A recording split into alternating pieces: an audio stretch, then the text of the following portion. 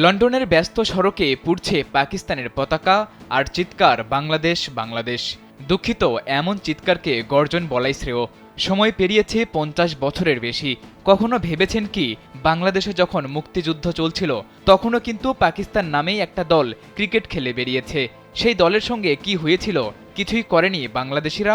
প্রশ্নের উত্তর পেতে এক সত্য ঘটনায় আলোকপাত করা যাক।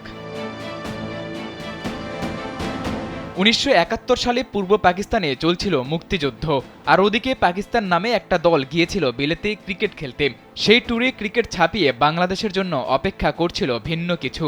প্রস্তুতি ম্যাচ বা টেস্ট ম্যাচ যেখানেই খেলতে গিয়েছে পাকিস্তান ক্রিকেটকে, সেখানেই শুনতে হয়েছে বাংলাদেশ বাংলাদেশ স্লোগান।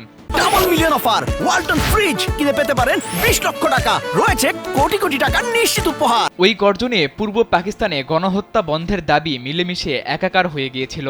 অবস্থা এমন ছিল যে বিশেষ পুলিশি পাহারায় রাখা হতো পাকিস্তান দলকে। এমনকি অনুশীলন মাঠেও হাজির থাকত পুলিশ, যেন কোনো বাংলাদেশি না এসে আবার আক্রমণ করে বসে।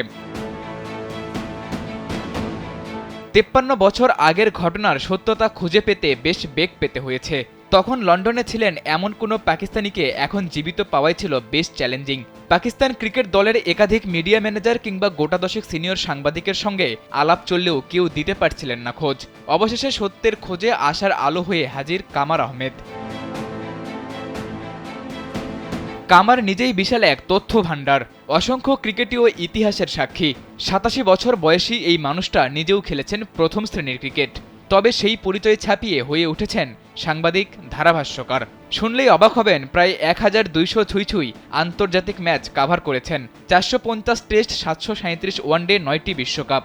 নিঃসন্দেহে তিনি ক্রিকেট দুনিয়ায় জীবিতদের মধ্যে সবচেয়ে বেশি ম্যাচ কাভার করা সাংবাদিক।